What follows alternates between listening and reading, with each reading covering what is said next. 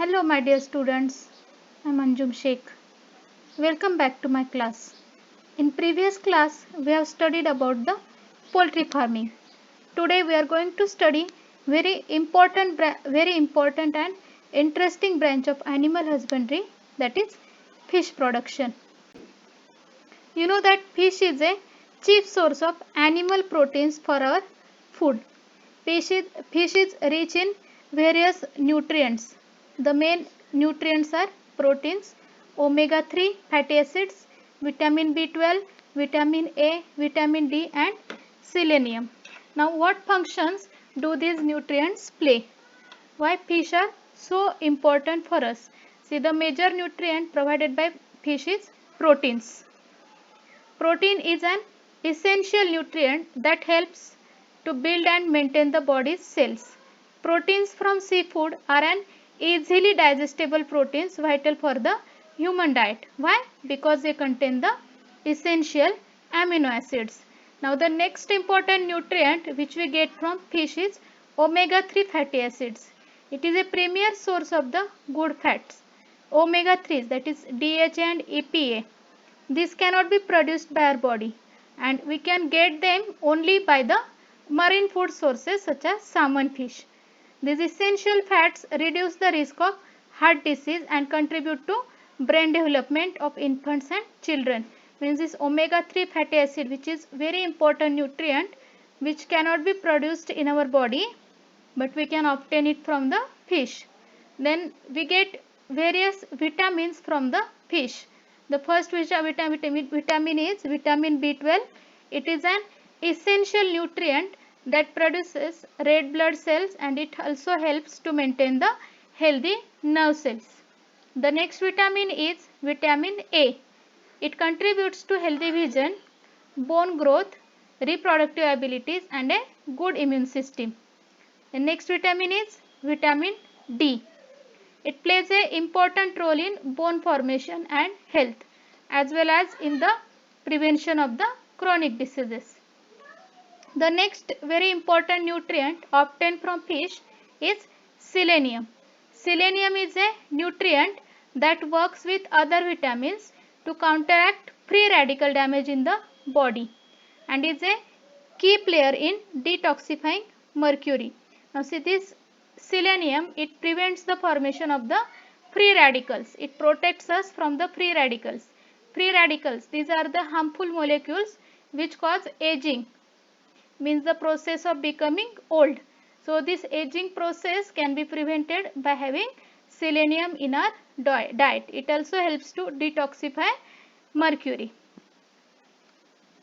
The fish production includes the finned true fish as well as shellfish. See, these are the images of finned true fish, the fish with the fins. So these are known as the true fish as well as the shellfish. Shellfish means the fish whose body is covered externally by a calcareous shell. The examples are lobsters, mollusks such as Unio. So these are the examples of shellfish. There are two ways of obtaining fish. First way is capture fishing. Capture fishing is the method in which fishes are directly captured from the natural resources in both marine and freshwater environments. It can be compared with hunting of animals, as the hunting of animals is done in their natural environment. In capture fishing, fish are caught from their natural environment. Second type is cultural fishery. This culture fishery involves the cultivation of aquatic animals within controlled environment for commercial production. In culture fishery, there is control of the human beings, means there is a controlled environment provided and it is for the purpose of commercial production. Here you can see the image of capture fishing. The water source of the fish can be the sea water or fresh water such as rivers and ponds.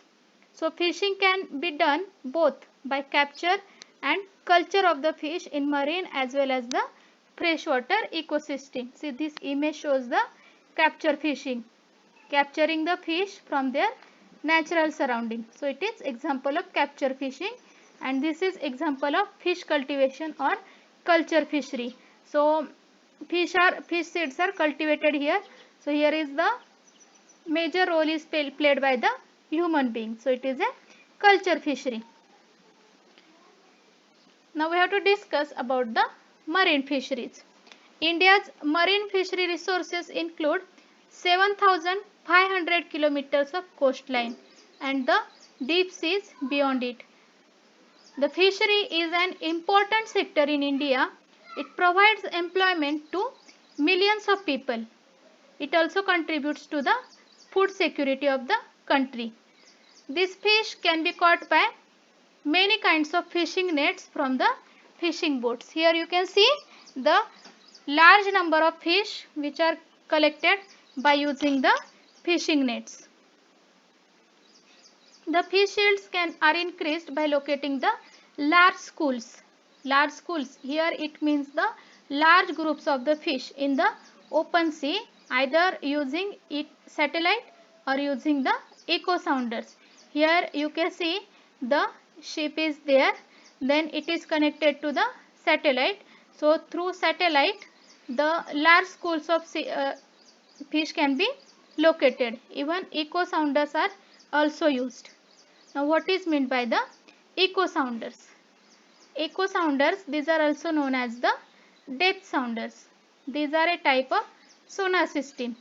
You will study in details about the sonar system in chapter sound. So this system is used in marine navigation to determine the depth of the water or to locate and visualize objects beneath the wave. These are used as both as a navigational and charting aid, as well as to help commercial fishing vessels to find the fish. So these are also known as the fish finders. These are also used for the scientific research. Here you can see the image of the fish finder. It is the echo sounder, which is also known as the fish finder. Here you can see the large group of fish which are all together. So this is called as a school of fish. What is school of fish? It is a large group of fish which are all together. Now which are the popular varieties of fish?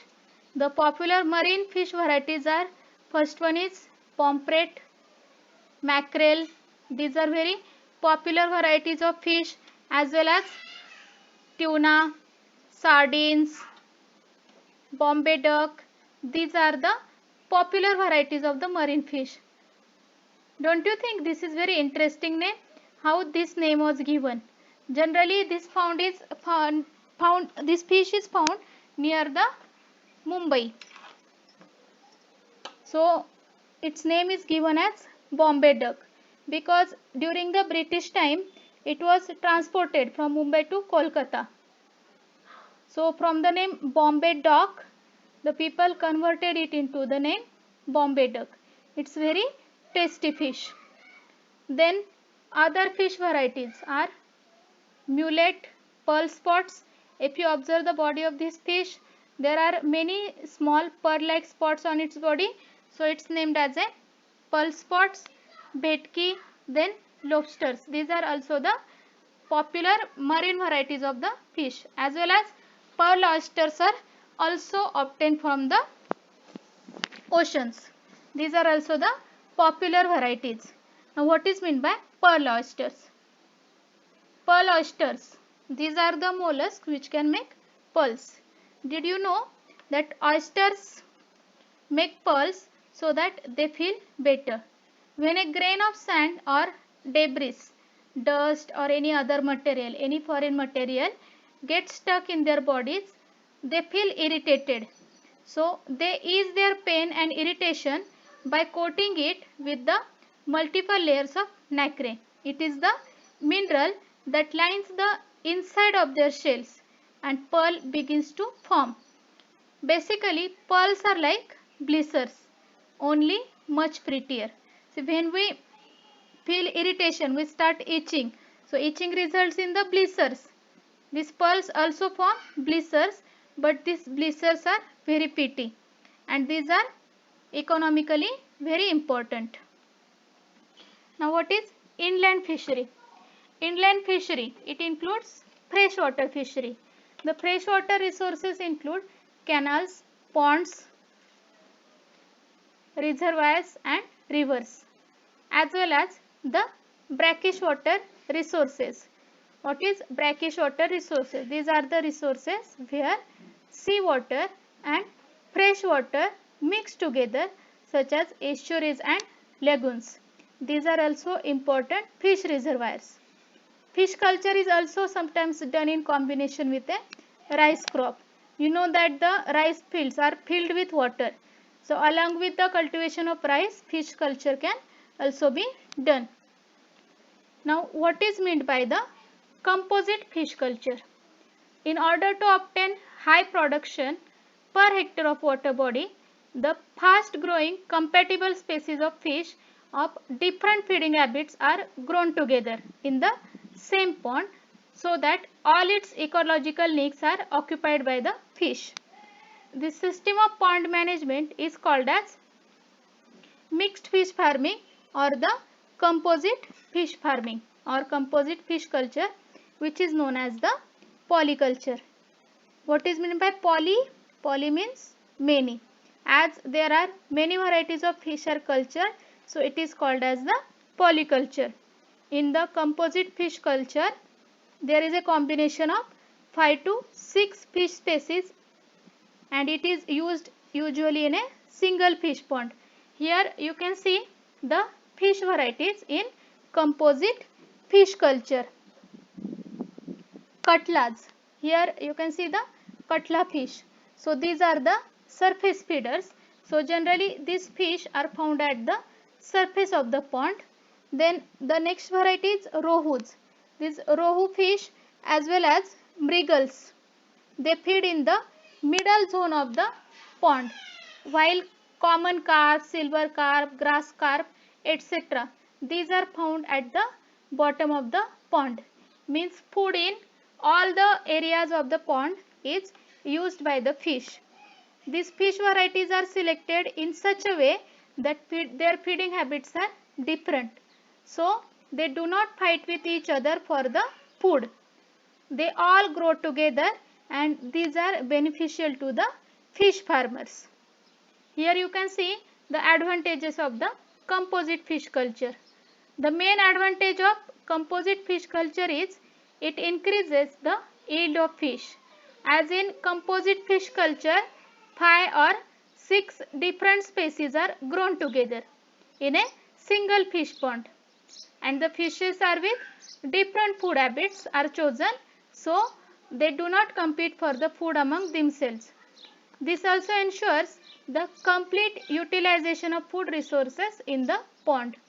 As a result, the survival rate of fish also increases and their yield also increases. There are some disadvantages of this system. The first disadvantage of composite fish culture is lack of availability of good quality of seed. As the fish are mixed together, so there are chances of mixing of the fish seeds. Then some particular varieties of fish are only found during the monsoon season. So this was all about the fish production. In next video, we will be studying about the beekeeping or apiculture. Thank you.